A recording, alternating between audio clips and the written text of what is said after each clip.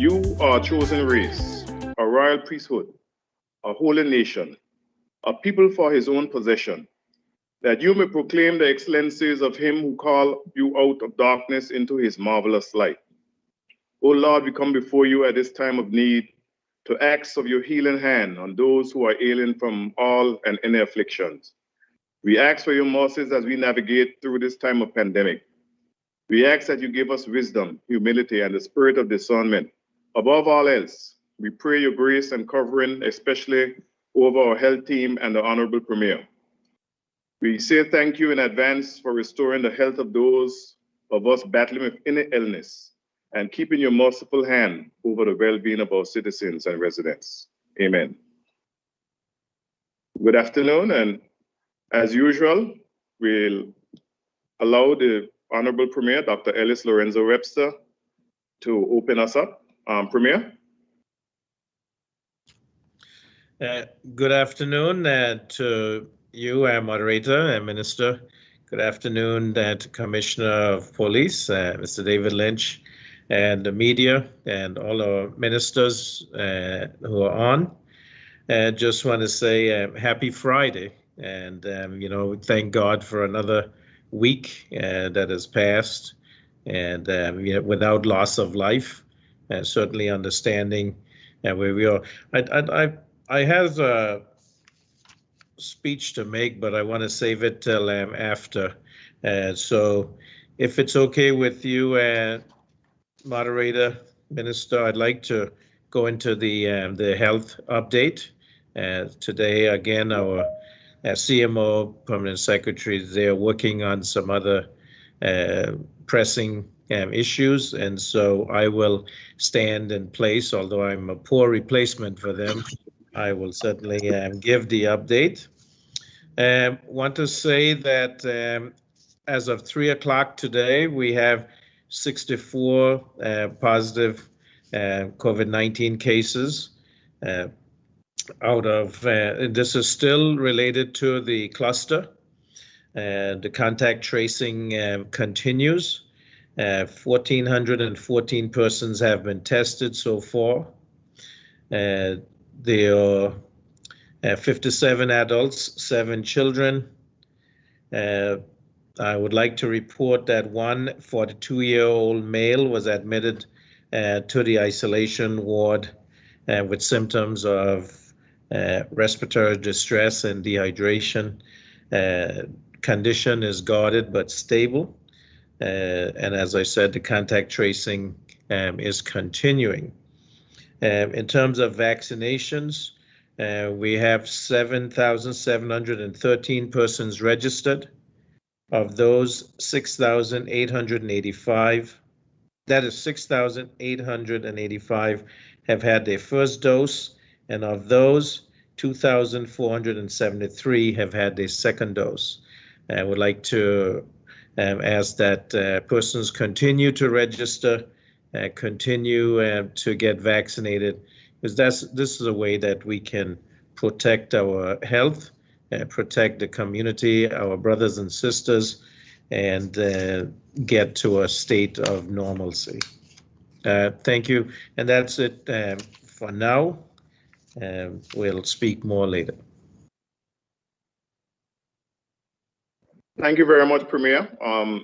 Commissioner Lynch, if you can give us an update on the surveillance, border patrols, border control, and also anything that you've seen over the last 24 hours that you want to admonish the public to adhere to. Yeah, I'd just like to say, just really congratulations to the public, first of all. There's been massive compliance. We have a few breaches, which I'll cover in a moment, but overall the response from the public has been quite exceptional. So I'd really like to thank everybody for their involvement, their contribution to making this island very safe. Just to give you an idea of what we've been doing, but since over the last 24 hours to 6 o'clock this morning, we've done 4 land patrols, which means we've specifically targeted areas. We've done 12 vehicle checkpoints. We've stopped 34 cars, which is a good sign. The number should be going down because people are more compliant. That's been a slight increase in the breaches. Breach of the regulations, there were 18 breaches, but 18 people have been reported for prostitution. There've been 2 sea patrols. and there's been no vessel sighted whatsoever, which is a good sign. And one of the reporters yesterday asked me a question about the boat that was sighted the day before, and that was a fishing vessel returning back to Anguilla, which had come from Anguilla. So that's the very brief update. There was the breaches, there was a mixture really in terms of breaches. There was 3 males working on a construction site. They were sent home. There were 4 males gathering under a tree, chatting, one without a mask on. They were sent home. But they were all very compliant. 2 people snorkeling off the coast with their child. Another person walking on the beach. 2 persons in the same car. They'd come from different parts of the island. That was at midnight last night. Somebody else spear fishing. A man walking his dog, and 2 other people fishing. So there's a range of breaches really, but overall the thing to focus on is the massive compliance by the public of this island. It's been fantastic result. And if you have got any information, I did mention yesterday about a confidential line, but if you could just note this number, if anybody's listening and has a pen handy, but it will appear on our Facebook page later today. And this is a www.gov.ai/911. That was www.gov.ai/911. That will take you to a confidential reporting line, and that will allow you to report a range of things that happen on this island, but also you'll see the very top one is COVID-19. So if you've got any breaches, you think anybody's breaching them, please enter it on there. It's monitored 3 or 4 times a day, and we will pick that information up. It will be treated confidentially, and it will just allow us to make people safe and give people the appropriate advice, hopefully, before they start committing any offences. But as you can see from the reporting numbers, if people commit offences, we will prosecute them for it. And that's my broad update.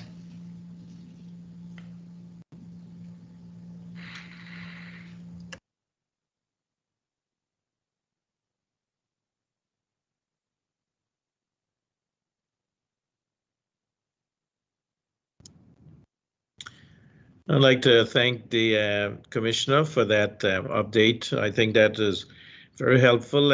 Of concerning is those breaches, though. I mean, we have been preaching since last Thursday about what are considered to be breaches, and then it's just, unconscionable and certainly not acceptable that persons would continue to do that. Stay home. That's all we can ask you to do. And certainly I appreciate that you're prosecuting these breaches, Commissioner. Any questions from the media?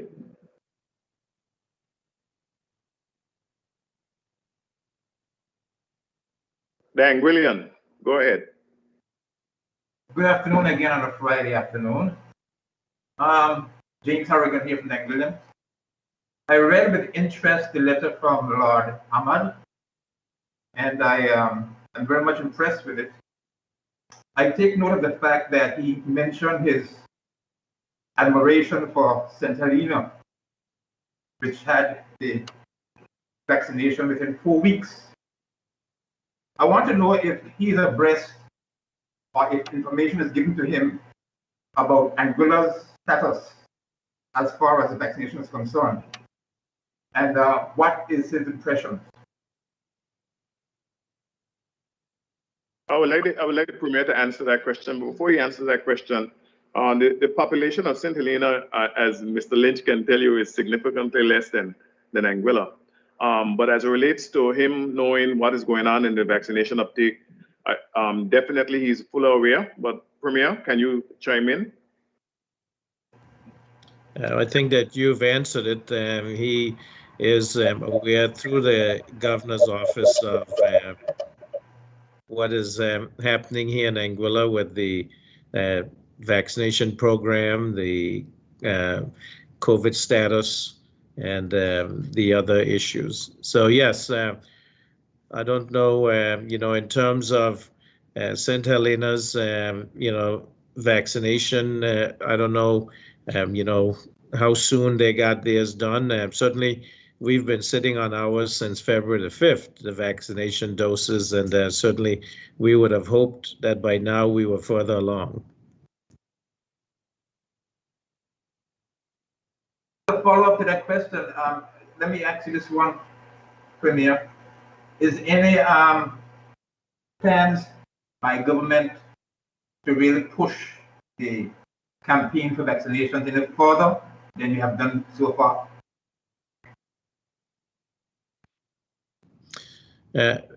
Well, we have announced that we wanted mandatory for frontline persons in the public and private sector to be vaccinated, and that we're working on the regulations for that at this time, and we will continue to insist on that to make sure that we get to a state of protection so that we can, pursue the opening of this country on July 1st.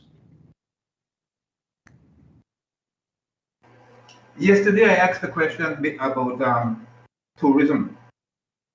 And the person who really asked me to ask that question wasn't really satisfied with the answer.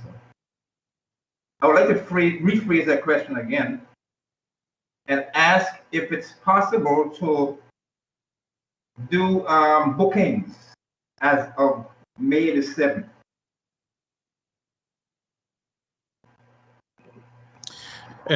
We will answer that question next week, Mr. Aragon. I think that, we said the site, iVisitAnguilla.com, that is, frozen right now. And we will answer that question next week when we've reassessed the situation. And the health team wanted me to convey that on the 4th, which is next Tuesday. We should be doing a reassessment of where we are in terms of the cases, the contact tracing, etc. So just be patient with us. This is not normal times, and certainly we are not hiding any information. We will get to you as soon as we understand the situation on the ground. Thank you, sir. Thank you. I have a question from our online viewers related to the regulations.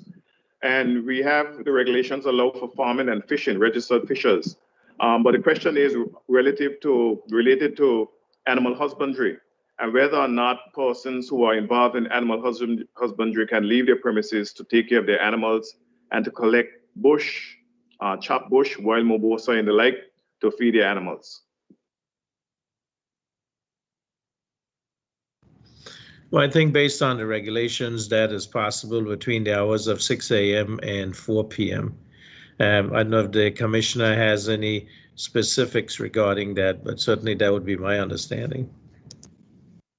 Yeah, that's my understanding as well. I think the main point to note, and I think it was made by the doctor the other day, is the fact that there's all these exceptions being asked about, but actually people just need to redesign their lives a little bit to be able to do their functions within the permitted time, because it's for a fairly short period of time and it is just to keep people safe.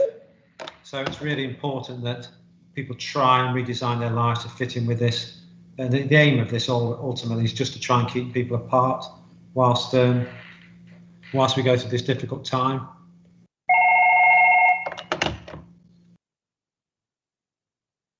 There's also another question while we wait on the press to ask other questions. I'll take some questions from the online viewers.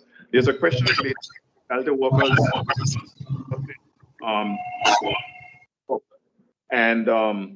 What is the position of the Royal Anguilla Police Force? Because as you know, they're working beyond, and some will be going in, as a matter of fact, later in the evening. So what is the position as it relates to that? I know this question has been answered before, but Commissioner Lynch, can you answer the question as it relates to hospitality workers? Could you just say that once more, because it was very distorted for me? Yeah, the question is related to hospitality workers traversing, commuting back and forth from work beyond the hours of 6 p.m. And what the regulations stipulate as it relates to whether or not they will be in violation of the current regulations. Yeah, the regulations were altered yesterday, so the word is now expected rather than required, or the word on the original set of regulations was shall be at home certain times. Now it shall be expected to be. And obviously, like any other mature organisation and any other mature population, people would expect us to make some exceptions. But if people are travelling home in relation to those sort of industries, then we've got to support the economy.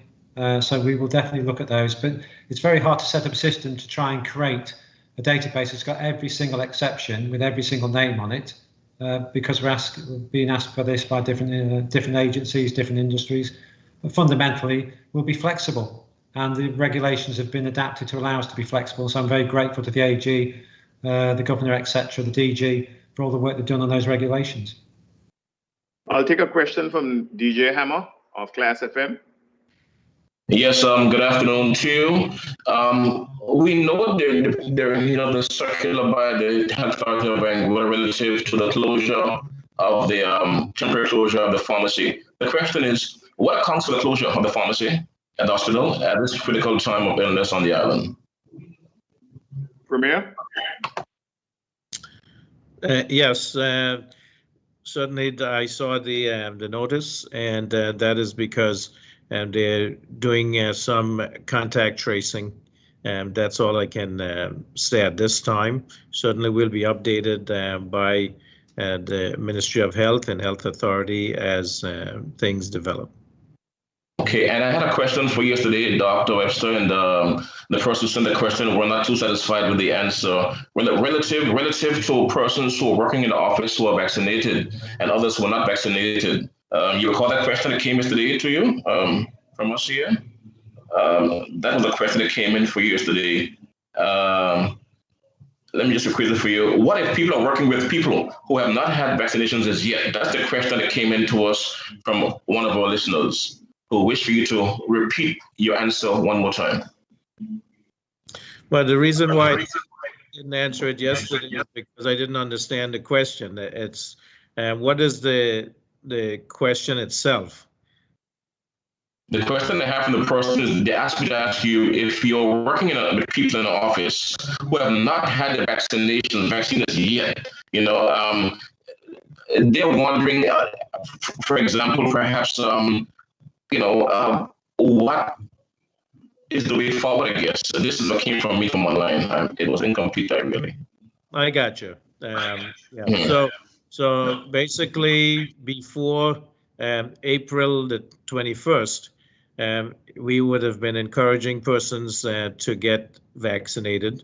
We thank those who have been vaccinated, and we're pushing for those who are not vaccinated to get vaccinated. And we are working on regulations for those who are frontline, whether in public or private sectors, to be vaccinated. Now, given the events of the 21st onward, where we've closed, taken the pause and closed down offices and things like that, we are going to recommend now that you continue to wear masks in the offices. We still will continue with pushing for vaccinations for those who are eligible to be vaccinated. And certainly we will assess that as we go along as to, persons vaccinated versus those not vaccinated. Again, encouraging that everybody that can be vaccinated to be vaccinated. I hope that's a little clearer than yesterday, because as I said yesterday, I had asked for clarity on the question, but we got distracted on that. I see the Anguillian, they have their hand up. You have another question, James? Brendan? Hello, James here. Yes, your hand is still up. So do you have a question? Yes, I have a question. I want to know if the school children have been done through with their testing already. Are any more schools to be tested? At this present time, based on the contact tracing, all the school classes that were to be tested have been tested, and so far there are no new cases among children from the school system. All the children so far have been related to the to adults from the cluster. I have a question online audience. If I'll take this question while persons get their questions together from the press corps. Commissioner Lynch, this question is to you, and it's about the individuals who may have breached the borders and brought COVID to our shores. Are we any closer to finding out who this is and what is the status of the investigation? Yeah, I mentioned yesterday really there's sort of three approaches to this. One is obviously to just give the health team a little bit of breathing time, just give them a bit of clearance time to be able to speak with them and then see what information they can provide. The second one is we have to ask for a request from St Martin to be able to gather information from there. That request is being progressed by the AG. And the third one really is through this confidential line. So if people have additional information, we will take that information and investigate it. But at the moment, there's no immediate people being brought before the court because we haven't got absolute evidence. But that's why we're seeking it from St Martin. And if there's any deductive evidence we can pull from the health authority, they're able to release to us, because obviously people have a right to patient confidentiality, then we will take that forward and we'll investigate it. But at the moment, those three strands, it is very much trying to work and gather information and evidence from St Martin, trying to work very much with the health authority, but they definitely need a little bit of time to focus on their priority, which is healthcare, rather than helping us at the moment. And the third one is through this confidential helpline, which hopefully people will put confidential information on about either what's happening today or what's happened in the past, with opportunities for us to give us that evidence. And I'll just repeat that line again, that government contact point again. It's www.gov.ai/911. I then encourage people to give us information, because ultimately by doing so, you allow us to protect the borders even more.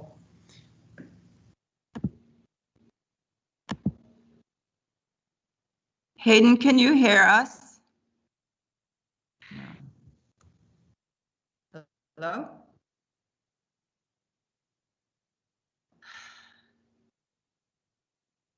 Yes, we can hear you, Brenda. You can go ahead with your question. Is that Brenda? No, yes, it's Dawn. Oh, Dawn, sorry, my apologies. It's Dawn. You can go ahead. That's okay. No, and for some reason, the hand up icon is not working for me, and it may not be working for others as well, which is why there may be a delay on us asking questions. So I have a question for Commissioner. Commissioner, there are quite a few people that, especially the older people, who don't have access to the internet. Is there an actual phone number that people can call in versus going on the web to report infractions? There is a confidential helpline number. I don't have it with me, but it's a good time just to also say we're going to try over the next few months really to bring in something called Crime Stoppers.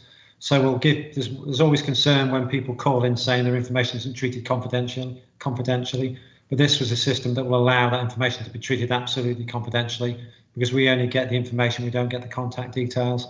So we're going to try and set that up over the next few months, but I can certainly have that telephone number put on Facebook either today or tomorrow. Thank you. And I just want to commend the situational report that I endowed to. It just very succinctly, covers all the information on a 24-hour basis of what the Royal Police are doing.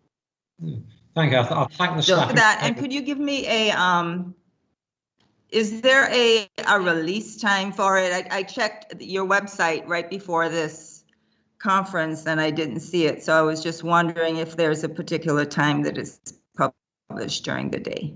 Yeah, we're going to release it at 6 o'clock, but what we've agreed is that we will also make sure before we release any information in relation to COVID that the Health Directorate will just agree to that as well, to make sure that we're not going to release information that causes any confusion.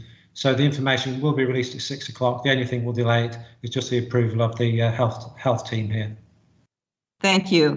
And I have one more question for the Premier. Premier, I know health information is confidential, but I've been asked to ask this question, and it pertains to the pharmacy closing. There is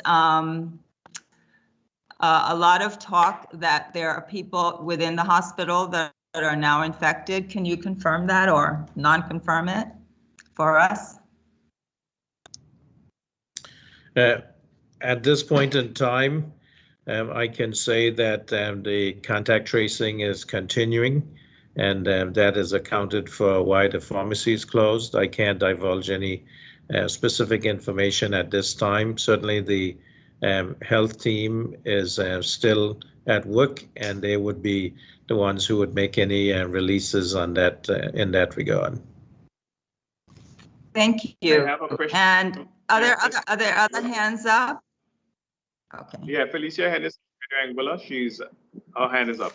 And the Anguilla. Okay. Oh, I'll be Felicia quiet Hennis. then. James, we'll go to you after Felicia. Good afternoon. Dr. Lorenzo, you just mentioned a 2-year-old male baby being admitted, and I know recently we had a 7-month-old baby. Are these conditions troubling to you? It's a 42-year-old male. A 42, okay. Yes, that's a 42-year-old male. Certainly, you know, the well-being of anyone is concerning to us, and to me especially as a physician. And so, you know, we're keeping a close eye on this gentleman to make sure that we can, you know, alleviate his symptoms, and we'll, you know, make sure, we want to make sure that it doesn't progress to anything worse than it is right now. Okay, thank you. I have a question for the commissioner as it relates to the illegal re-entry.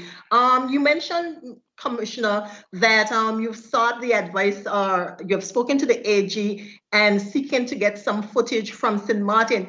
Is this footage related to one specific area, perhaps the Anguilla St. Martin dock, or are you looking to get footage from other areas that these persons may have visited, perhaps casinos and entertainment houses? Yeah, I'm going to be very vague if you don't mind here. What we are going to look just to make sure people get a fair chance if we do take this case forward. We're just going to look to gather information and evidence from St. Martin, and that evidence will be disclosed to the court at the appropriate time. But at this point in time, I'm not really going to elaborate on that, because otherwise we will set hairs running here, and I don't want that to happen, because it's really important the general public here have a clear understanding that really our main commitment is, if people have breached these, we will do as much as we can to gather the information, and we will seek to put people before the court so the court can consider it and apply whatever justice they think proportionate. But I'm not really willing to go into more details at this time. All right, thank you so much. We have James from the Anguilla. You have a question? Yes, pertaining to vaccinations again. Some time ago, prior to the close down, there was petitions going around protesting mandatory, quote unquote, mandatory vaccinations. Now, the Premier decided that he is right now forming regulations for vaccinations. How far does those regulations go, Premier? And do you expect any pushback or resistance? Well, we did release previously that we are requiring mandatory vaccination for those in the front line in the public sector. So that would be immigration, customs, you know, government offices that have to have contact with the public, and also in the private sector, especially in hospitality. And that will be defined in the regulations, which are being worked on by the Attorney General Chambers at this time. I do expect some pushback. There are certain persons, you know, who has some vaccine hesitancy, and I will speak to that in a bit after in closing. And certainly, you know, some people have valid concerns, and others don't. And we'll try to address those.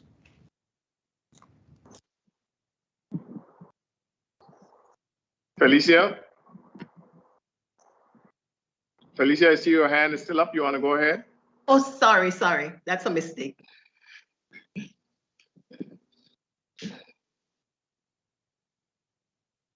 I don't have any questions online. Anybody else have any questions? Good afternoon to you again. In terms of contingency, because we know that we're doing contact tracing at the hospital, I'm trying to turn this volume down on this laptop here. But in terms of contingency, let's assume that there's an issue there with COVID-19. Plans, Dr. Webster, to deal with that for us there? I mean, that's a very serious thing if it occurs. How do we deal with that? Well, Hammer, it's hard to deal in hypothetical situations. Certainly, contact tracing would be done, of course, testing, and then decisions would be made based on what the tests reveal.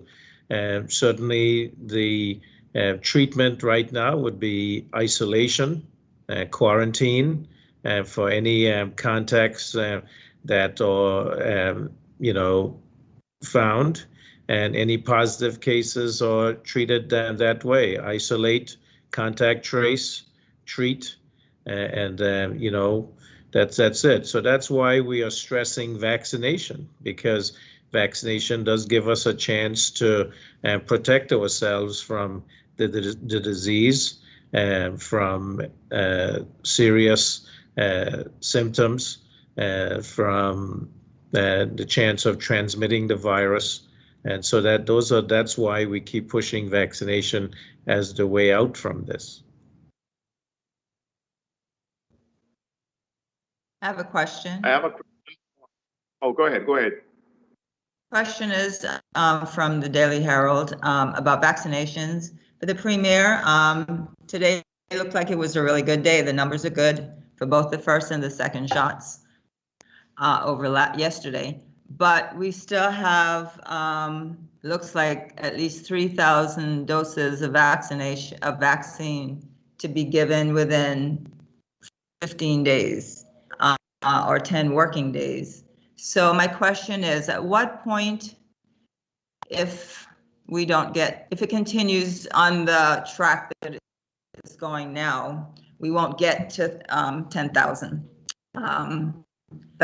people vaccinated. So at what point will we hear any kind of pivot in terms of what we're going to do for opening Anguilla to the tourists, to the workers, all of it?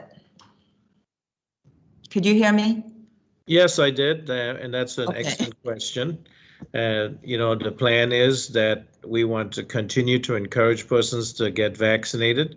If the registration numbers go up, to 12,000 by tomorrow, we will find a way to vaccinate everyone that is registered within that time period. So that's what we want to do.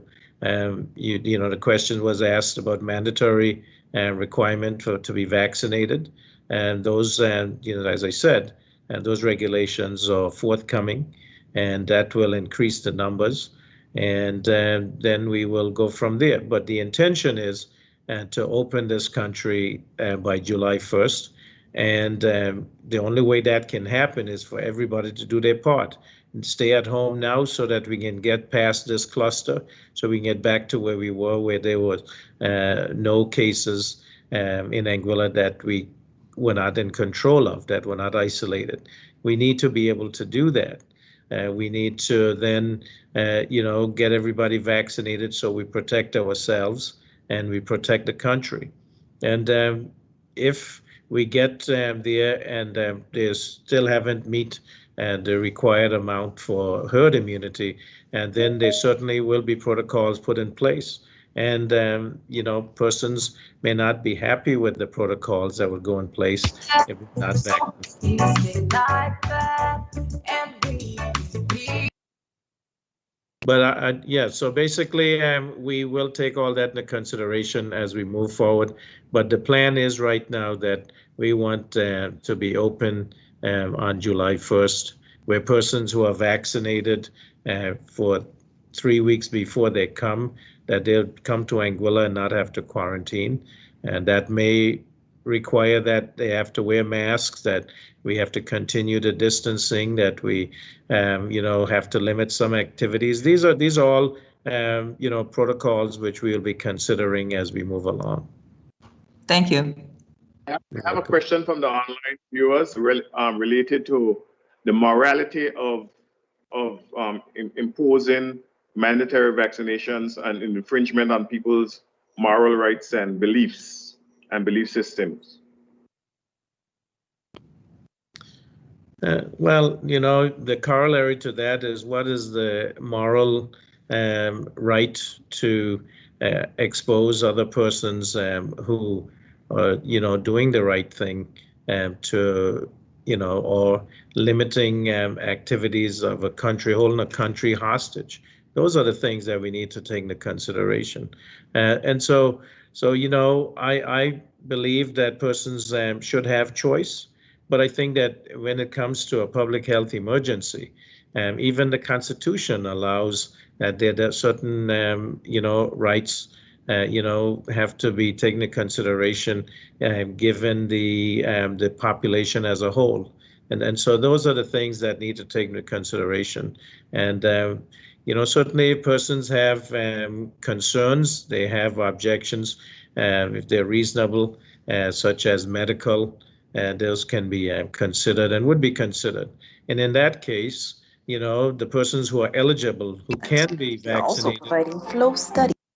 If we get enough persons vaccinated, then we protect those who are vulnerable, such as persons who have medical conditions where they can't be vaccinated, who have allergic reactions to the vaccine, or those who, children who are not yet cleared to be vaccinated, pregnant women. And so that is, I think that is more moral obligation that we have as a people. DJ Hammer, Class FM. Yes, and a question that tags along that line as well for Dr. Webster. I was asked to ask you, Dr. Webster, if staff can be sent home, by the bosses. This is in the private sector. There are persons who have this concern that they'll be fired when they are sent home, sent back by persons in the private sector. So that question came from one of our listeners here online as well.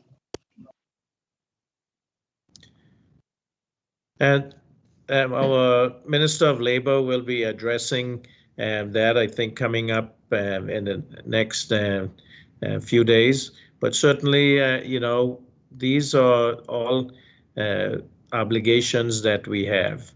We have said that those who are going to be exposed to, as frontline workers, that they should be vaccinated if they can be vaccinated.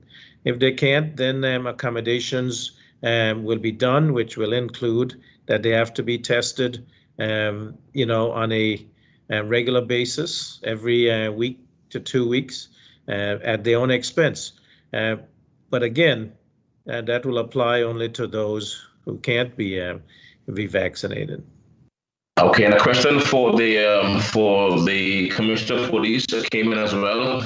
Should special constables be in uniform, and do they work a 24-hour shift? That's a question that came in. And do they use their personal vehicles to patrol the island when on duty?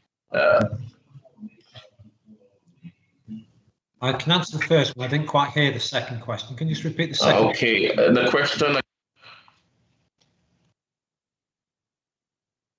He's asking if police officers can use your own personal vehicles to police, if I'm not mistaken. DJ Hammer? Yes, so that's the question. Yeah, in answer to the special constables, they can work 24 hours, and we do have special constables who do work with us, and obviously they should be in uniform. That's the first answer to that question. Second one is, no, police officers should not really be using their own vehicles, but if they see an offence being committed, and certainly in this environment where they need to stop people because they believe someone is behaving certainly outside of the regulations of this island, then they're duty bound to act. So the answer is ultimately they shouldn't be using their own vehicle, but if they have to use their own vehicle, they will, because their priority is to make sure people are safe and to enforce the law and to make sure people comply with the regulations. And yes, special constables do and can work 24 hours a day. They have the full range of powers that any other police officer has.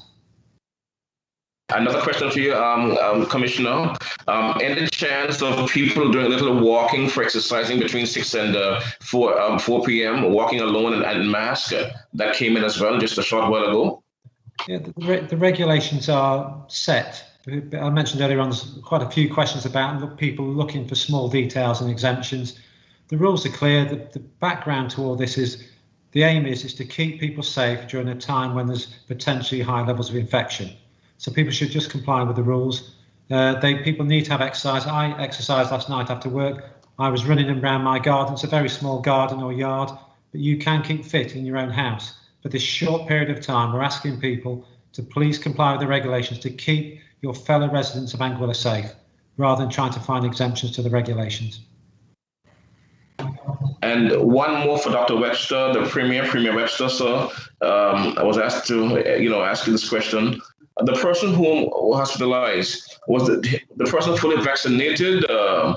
Did he or she took a first dose, or were they not vaccinated at all? That's a question for Premier Webster.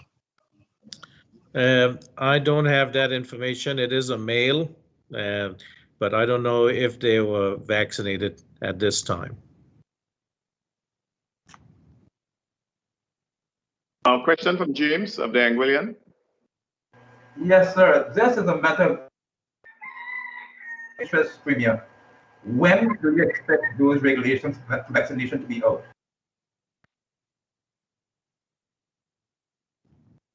As soon as possible. We'll check in with the Attorney General Chambers to see, but certainly, they should be forthcoming in short order. The reason why I ask is because we only have about a month to go before the first batch is expired. So that was an interest. That was the reason why I was interested to know when those regulations will be out. Thank you. I hope that people don't have to wait until we get regulations in place that they would go and get vaccinated. I mean, it just seems, based on some of the questions being asked, that persons are just trying to find little ways to wiggle their way out of things, or to find exceptions, or just to irritate. Maybe that's what the intent is. But certainly, the regulations are there just so that these things are legal. I would recommend and urge persons the benefits of vaccination far outweighs the risk of the vaccination or the adverse effects. And certainly the chance that we can get ourselves immune and keep the country safe far outweighs any objections that persons should have.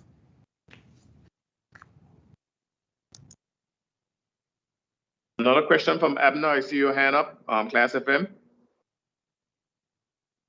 I'm sorry. No, I'll take it.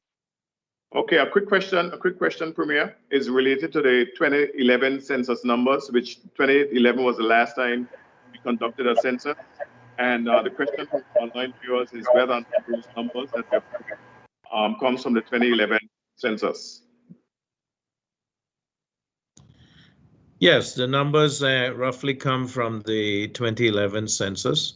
Certainly, we would like to see 100% of adults in Anguilla, along with expats and other residents of Anguilla, work permits, etc., to be vaccinated.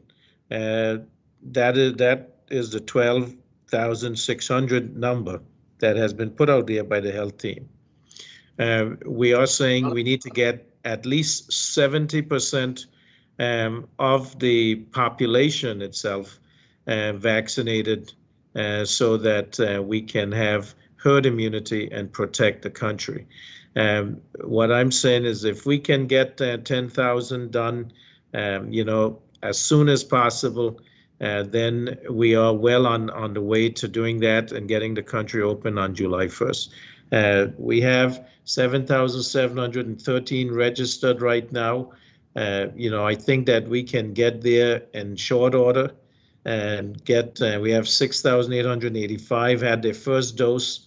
It would be, a heroic effort and it would be patriotic for persons to do this to help Anguilla to get back on track. I mean, people are expecting us to do miracles. They're expecting us to be able to provide, unemployment and underemployment assistance. Where does that revenue come from? Tourism is our main industry, and that's the only way that can come, other than, going to the British and begging for money. I mean, we can't talk about, being, patriotic Anguillians, about caring about ourselves and our country, if we can't do what we need to do. And vaccination is the only way that we can get back to a sense and a place of normalcy. The question is, follow up to that, Dr. Webster, is why is it we are not vaccinating over the weekends? If we had enough persons registered that required that, we would do it. I mean, we certainly, we have a human resource issue, but I can tell you that if we had, the persons registered and we would work on the weekend and vaccinate everybody if it was that push for it. Remember, before, April 21st, we were doing probably about 50 a week. In the first couple of weeks, in February 5th and onward, we were doing, up to 400 plus vaccinations a day. And we would like to get back to that and even higher if we could. But we need persons to register so that can be done. Anguillian, James, you have a question? I think this is my final question. Looking at the rates, the cases, we had 2 yesterday, I think, and another 2 today. Hypothetically, if this trend continues to May the 6th, or if you even get less up until May the 6th, can we say we would be open by May the 7th?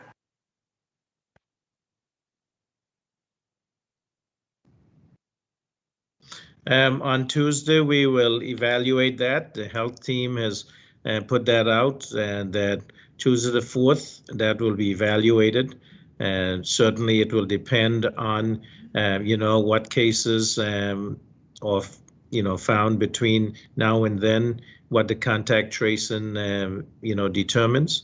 We want to get back to where we were before April 21st. We want to get back to where we were, January of last year. But the situation determines that, and what people do will determine that also. So you stay at home, follow the regulations, isolate, quarantine if you've been asked to do that, stay at home as you're being asked to do and being implored to do. And knowing that, the regulations will be enforced to the letter of the law, and, a person will be prosecuted, and there are fines. The fines, are $2,500 per infraction and can go all the way up to $38,400, depending on what the breach is. These are serious things. These are serious times. Question quickly, Premier, from our online viewers is related to whether or not we will proceed towards opening if we never get to the percentage of vaccinations that we envision.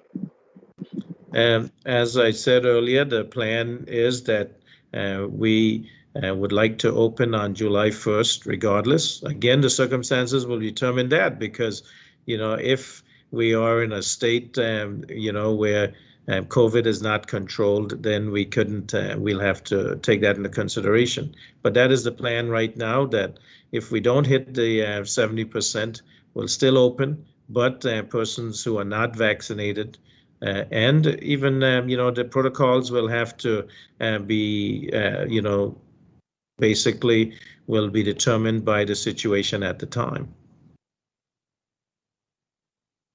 And final question from our online viewers is whether or not, if we do open on July 1st, whether or not we will continue to have social distancing and masking. I think that, we have never said not to have social distancing, as what the commissioner says, you know, hands, face, and space. You know, wash your hands, you know, cover your face, and you know, social distance. I think that has become the new normal, and so we certainly will have to, you know, make decisions as we go along in terms of churches being open, how the schools run, and things like that. But I think that while this pandemic is upon us, that we'll have to continue with those efforts that continue to work, and the hygiene measures, the social and physical distancing, the masking, to get us to the point where we can, you know, be safe. And certainly vaccination will push us very, you know, quickly to that place where we need to be. Thank you very much, Premier. I think we don't have any more questions from our press corps. So with that said, but it looks like there's a hand up. I don't know if that's. Is there a hand up? I have a question. Hello, Brenda from the Daily Herald. Hello. Can I go ahead? Yes. Okay, just a quick vaccination question. But first of all, I would like to say that the government officials and health workers and so on have done a magnificent job in pushing vaccination. Every time they speak nearly, it's actually amazing how you have such patience to keep on with it. But you have done a magnificent job. Anyway, what I really wanted to say was, looking at the people registered and the people who've taken their first dose, there's like about 800 difference. Why is this? Are people just not coming forward? What can be done about that?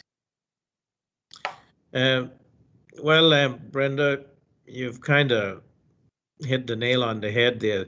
Some of the registrants were done by other persons. So, you know, like say a parent would register their adult child, but the adult child didn't want to do it. So that person is on there, and when they are called, they don't show up. Some people who are registered don't show up.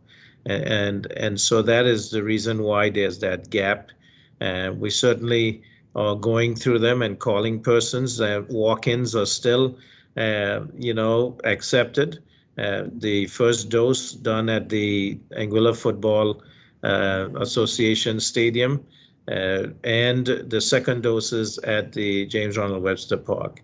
And so that's all, you know, if the persons, as I said, that are registered, when we call, most come, some, you know, are not coming. We just want to make sure that we get everybody registered and vaccinated that is eligible. And that would be all adults, you know, 18 and over, and those who are not pregnant and don't have a medical condition that is, you know, contraindicated to get vaccine. I have a question from someone who's asking a question via WhatsApp from England, and they're asking a question about how do we verify persons that are coming in if it indeed a real vaccination card.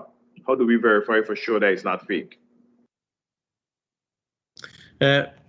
At this time, you know, most of our visitors came from the United States, and they don't have a uniform vaccination card, but they have to, when they get on the portal, have to put in that they're vaccinated and have to put in a copy of the card. And when they come to Anguilla, they have to present the vaccination card to immigration. And, you know, it is being checked to ensure as best as possible that it is authentic. I also have a question from our online viewers about persons leaving and returning to Anguilla before July 1st, fully vaccinated. Well, at this point in time, persons leaving Anguilla can leave, and no one can come into Anguilla at this point in time unless those who went away for medical treatment overseas. We are looking at persons on a case-by-case basis. If necessary, certainly they'll have to be quarantined. If we do, once we get past this May 6th, and if we do open the borders again, certainly persons who are vaccinated for 3 weeks or more after the second dose, or the Johnson & Johnson after the first dose, and then they will quarantine for 7 days. At July 1st, then we're hoping that persons vaccinated who are coming into Anguilla would not have to quarantine. And that depends again on the situation on the ground at the time. And we will figure it out as we go along. Anguillians coming back to Anguilla or returning home, if they're not vaccinated, they will have to quarantine for the 14 days as previously. And those who are vaccinated would fall in the same category as visitors. If they're vaccinated and before July 1st, 7 days. If they are after July 1st, then no quarantine. I think Brenda, is that your hand up? Brenda, do you have a question?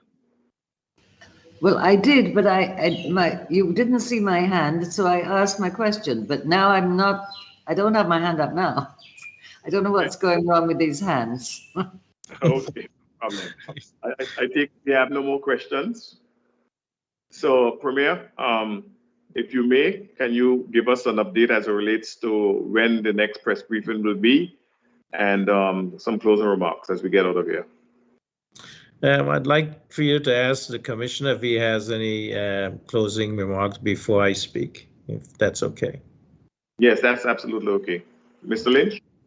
Yeah, maybe two closing remarks, really. Somebody mentioned St. Helena earlier on, and it's St. Helena has a 90% vaccination rate. 90% of the population have become vaccinated. The reason they've become vaccinated is because they're really clear that 2% of the population will die if they do not get this vaccination. If they get infected, they don't have this vaccination, they'll die, and another 3% will be seriously ill for a long period of time. And that was made really plain to the people of St. Helena, and that's an absolute scientific fact. So the people of St. Helena have queued up to get these vaccines, and now 90% of the population have got it, and now they're getting ready to open for business. I think that's my first comment, really. My second comment, and I'm always sound like a broken record when I say this, but hand, space and space. Please wash your hands frequently. Please cover your face when you're out and about, and please keep space. And please, if at all possible, please get vaccinated, because you will save a lot of people becoming very upset in the future, and it will save a lot of heartache, certainly for the people in the health authority. My daughter's been working as a nurse in the red zone of a hospital in England since April. She's a very nice girl, very strong, but it's made her cry. So please make sure you get vaccinated. It's critical to the people of this island you get vaccinated. That's my closing remarks.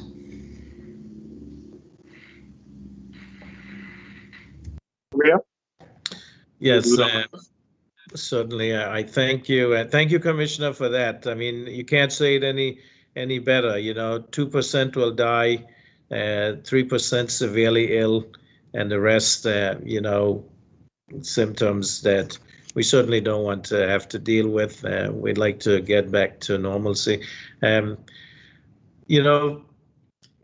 I thought about, vaccine hesitancy and skepticism. In fact, I got an email regarding that earlier today, and I thought that would be certainly something we should talk about. Why is there hesitancy? And certainly, the internet is a raft with conspiracy theories, person implanting microchips, wanting to manage people, the mark of the beast, whatever happens is God's will. Persons don't want to give up control or power. They don't like to be told what to do. There is chemicals being injected into the body, the speed of production of the vaccine, and, this new technology, what is the effects of it? Adverse reactions such as blood clots and other risks, fertility issues, if it's going to cause, persons to be infertile.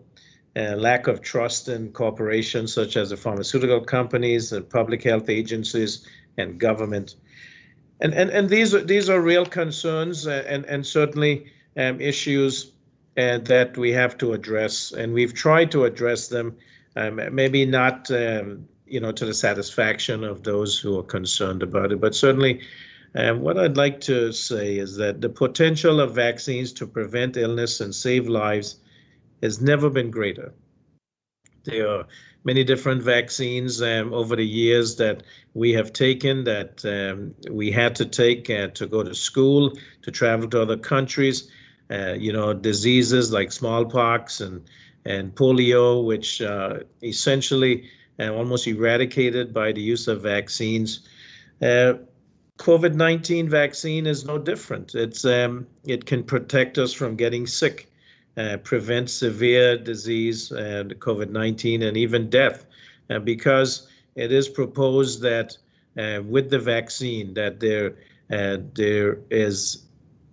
it protects you against severe disease, protects against hospitalization, it protects against transmission of the virus. These are all. Now, nothing's 100%, but certainly the numbers are 90% and above of the efficacy of these vaccines.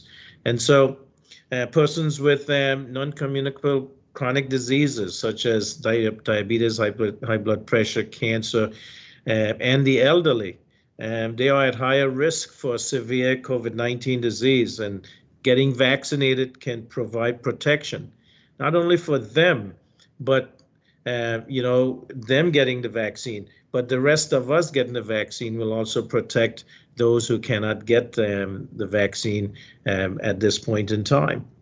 That's why it's like getting vaccinated can help others in the community who cannot be vaccinated, such as children, pregnant women, those who would have allergic reactions to the vaccine, and those most vulnerable. Vaccination decreases the chance of getting the disease, getting severe symptoms, and transmitting the disease to others. The more persons that are vaccinated increases the immunity or protection and helps us to move closer to a normal life. Though COVID-19 vaccine development was fast, it did not skip any steps on testing for safety and efficacy. It used processes that have been developed and tested over years. I certainly know that, in a different life, when I was, a PhD student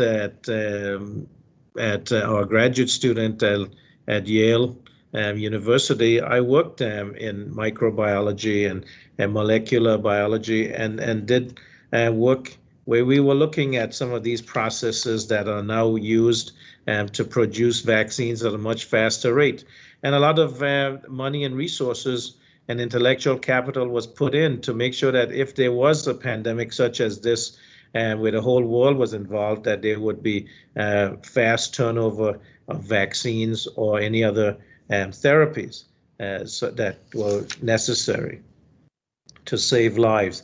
The testing of the vaccines before distribution for use included a diverse group of persons with different conditions, different age groups, different racial backgrounds. And further trials are being done now on pregnant women and children so that it can be determined if these vaccines are safe for those segments of the population. The side effects of the vaccine are usually mild and they're temporary. Soreness in the arm, maybe a fever, headache, muscle aches, usually go away within 24 to 48 hours.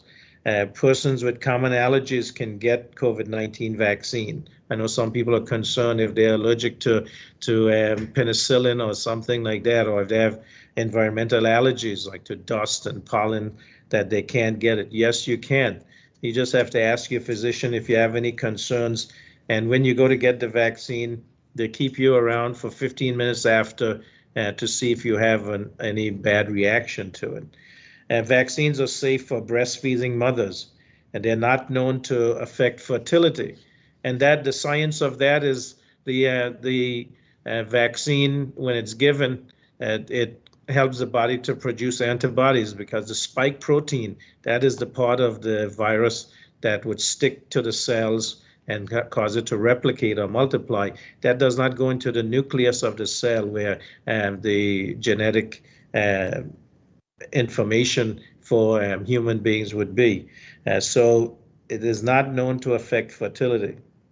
Vaccination after having COVID-19 adds extra protection and immunity. So the question was asked yesterday about if you had COVID-19, should you get vaccinated? And the answer is yes, because it adds extra protection, it prolongs the antibodies, keeps you safer. Waiting too long to get vaccinated allows a risk of the virus spreading and a risk of new variants developing before the country is immune and protected. And so, you know, some people say they'll wait to see everybody else get vaccinated and see how they do. Well, now you've seen persons who had the first dose. You've seen persons who had the second dose. How many persons have had the second dose in Anguilla? 2,473. And so far, nobody has had severe effects that has required them to be hospitalized, that has caused them any significant harm. So these you know, excuses don't fly anymore. In the U.S., they've you know, hundreds of millions that have been vaccinated. In the U.K., you know, millions vaccinated, and showing that there's decreased transmission and there's decreased risk of hospitalization. I think the number is like 65% chance of that.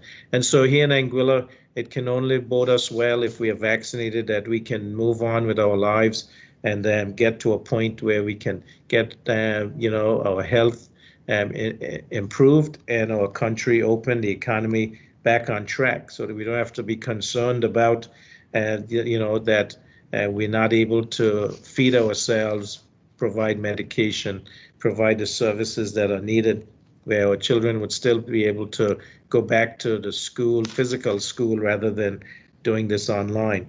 And then vaccination, along with good hygiene, social and physical distancing, wearing of masks, will offer protection until this pandemic is over. And we know that this pandemic is not going to be over anytime soon, but we can, you know, protect ourselves from it so that we can get back to near normalcy, even while the world is grappling with it. The symptoms of COVID-19, cough, fever, chills, fatigue, sore throat, headache, loss of taste or smell, nasal congestion, runny nose, shortness of breath, muscle or body aches. You don't have to have all of these at once for you to think that you can have COVID. But certainly if you have any of these, or if you are concerned at all that you may have been exposed and you're asymptomatic, you call any of the COVID hotlines, get tested. Testing is free at the Ministry of Health. In the meantime, stay home, follow the regulations. It's the only way that we can do it as a country and as a people. And so I beg of you that we want to do this together. So stay home, protect yourself, protect Anguilla. May God bless you, and may God continue to bless Anguilla. The next one will be on Monday at 3 p.m. That is Monday, the 3rd of May at 3 p.m. We'll have another press conference, and then we'll go Monday, Wednesday, and Friday. And we will update you as to what, if the regulations will be extended next week after the 6th, based on what is happening in the country at that time. Again, thanks everyone. Thanks the media. Thank the Commissioner of Police. Thank you, Moderator, Minister Hughes. I think that it almost seemed like you were back on your radio show that you used to do on the spot. Thank you. I apologize. I have to apologize for all of the persons whose questions were other. We did not get to those because I did not have access to those, and I only had access to the Government of Anguilla Facebook page. So apologies to those questions that were not answered and not asked. Thank you, Premier. And to everyone who's listening, have a wonderful and safe weekend. May God bless you, and may God continue to bless Anguilla. Thank you.